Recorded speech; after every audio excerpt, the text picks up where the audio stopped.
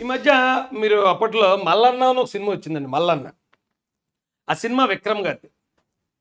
తమిళ్లో నుంచి 70 వచ్చింది ఇక్కడికి. అందులో అతను ఒక సిబిఐ ఆఫీసర్. ఆ సినిమాలో హీరోయిన్ శ్రియ. హీరో విక్రమ్ని కట్టేస్తారు. కట్టేసి మర్యాదగా నువ్వు కానీ నిజం చెప్పకపోయావో ఇదిగో మీ గర్ల్ ఫ్రెండ్ శ్రియ ఉంది కదా, ఈ శ్రియని ఏం చేస్తావో తెలుసా అని బెదిరింతారు. ఏం చేస్తారు అన్నట్టు హీరో అలాగ ఆలోచిస్తూ ఉంటాడు. ఈ లోపు ఒకడు వైట్ అదే ఖైదీలు సెంట్రల్ జైల్లో ఖైదీలు వేసుకుని బట్టలు ఉంటాయి కదా, ఆ వైట్ షర్టు వైట్ నెక్కర్ వేసుకుని ఒకడు వస్తాడు ఇలా పెద్ద పెద్ద మీసాలు వేసుకుని. ఆడు 25 రేప్ కేసుల్లో జైల్లో ఉన్నవాడు. ఇప్పుడు కానీ నువ్వు నిజం చెప్పలేదంటే నీ గర్ల్ ఫ్రెండ్ వాడితో రేప్ చేయిస్తాం అంటది. సినిమాలో ఆ సీన్ చూడడానికి చాలా జుగుప్సకరంగా ఉంటుంది. అరే ఒకరితో నిజం చెప్పించడానికి, ఒక నిజాయితీ పరుని హింసించడానికి వాళ్ళు గర్ల్ ఫ్రెండ్ అంటే ఆల్మోస్ట్ అదే కదా హీరోయిన్ వేరే వాడితో రేప్ చేయిస్తాం అంటారు. సేమ్ అక్కడ సినిమాలో అయితే విలనిజం ఓకే, సినిమా అయిపోయి మర్చిపోతాం. ఇక్కడ సాక్షి టీవీ అంటే సాక్షి టీవీకి ఎండి ఎవరండి? మా భారతోదినమే కదా. భారతోదినం కూడా అలాంటి ప్రయత్నం చేసిందేమో అనిపించిందండి నాకు ఇది చూశాక. ఎందుకంటే వీడు బూతులు తిట్టడంలో స్పెషలిస్ట్. అంటే పవన్ కళ్యాణ్ గారి చిన్న చిన్న పిల్లల్ని కూతుర్ని రోడ్డు మీద తీసుకొచ్చి రేప్ చేస్తా అన్న ఒక పశువు కన్నా హీనమైన వ్యక్తిడు. కేవలం ఎదుటోళ్ళ ఇంట్లో ఆడవాళ్ళని గలీజ్గా తిట్టించాలన్నప్పుడు మాత్రమే వైసీపీని సీన్లోకి తీసుకొస్తుంది. ఎలా అంటే మల్లన్న సినిమాలో ఒక రేపిస్ట్ని జైలు నుంచి ఎలాగైతే తీసుకొస్తారో సేమ్ ఈయన్ని కూడా మహిళల మీద ఉపయోగించడానికి నీచమైన పదజాలంతో. వీటి తప్ప ఈ రాష్ట్రంలో ఎవడు ఆ భాష మాట్లాడలేరు. ఇలాంటి వాళ్ళు ఒక కొడాలి లేకపోతే మరో వాళ్ళు కొంచెం లైట్గా మాడతారు. ఈడైతే వెనక ముందు ఏమీ లేదు, గాలిగడీడు. వీడు కొంచెం గంజాయి ఎప్పితే చాలు, ఆ గంజాయి మత్తులో ఎవరినన్నా ఎలాంటి వాళ్ళన్నా తిడతాడు. పవన్ కళ్యాణ్ గారిని తిట్టించారు ఓకే, ఎందుకంటే ఆయన ప్రత్యర్థి కాబట్టి. నీచంగా దిగజారి తిట్టించారు వీడితో. ఇక చంద్రబాబు నాయుడు గారి ఇంట్లో ఆడ కూతుర్లను కూడా తిట్టించారు. మాలాంటి వాళ్ళని అయితే ఎప్పటి నుంచో తిట్టుతున్నారో అది వేరే విషయం. అయితే జగన్మోహన్ రెడ్డి గారు అలాగే భారతిరెడ్డి గారు రాజశేఖర్ రెడ్డి గారి కూతురైన షర్మిలారెడ్డి గారి మీదకి ఈయన్ని తీసుకొచ్చారండి. ఈయన్ని ఉసుకొలిపారు. ఈయన్ని వాళ్ళు ఉసుకొలిపారంటానికి నీ దగ్గర ఏ ఆధారం ఉందా రాయిషన్ మీరు అడగొచ్చు. ఈ మైక్ ఎవరిదండి? సాక్షి టీవీ మైక్ ఈడింటికి వెళ్ళింది. రే నువ్వు స్పందించరా షర్మిలారెడ్డి గారి మీద.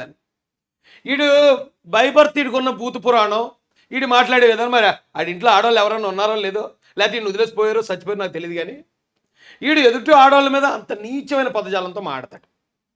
ఆడు అలా మాట్లాడతాడని తెలిసే భారతిరెడ్డి గారు మరి జగన్ రెడ్డి గారు ఇక షర్మిలను కంట్రోల్ చేయాలంటే ఇక ఒకే ఒకడు ఉన్నాడు, మనం వాడితోనే బండ బూతులు తిట్టించి ఘోరాతి ఘోరమైన మాటలు. అంటే ఒక రకంగా చెప్పాలంటే మాటలతో మానభంగం చేసినట్టే అండి, అది క్యారెక్టర్ని మానభంగం చేసినట్టు.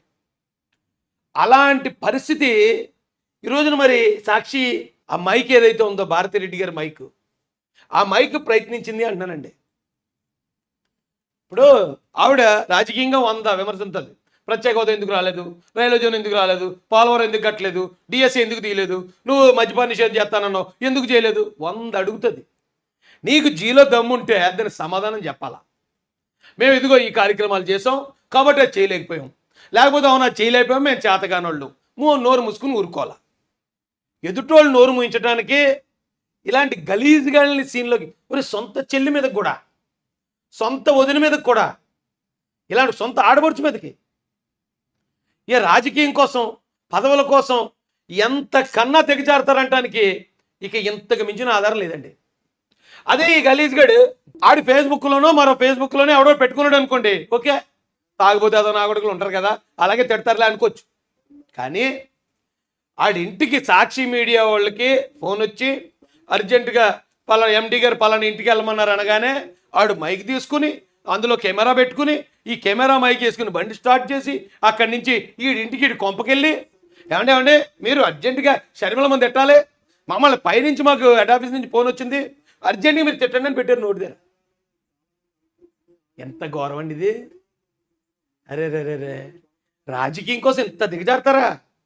కుటుంబ సభ్యుది తోడు పుట్టిన చెల్లి మీద ఎవరినో ఒక నోటి మాటలతో రేప్ చేసి ఒక రేపిస్ట్ గారిని సొంత చెల్లి మీద ప్రయోగిస్తారా?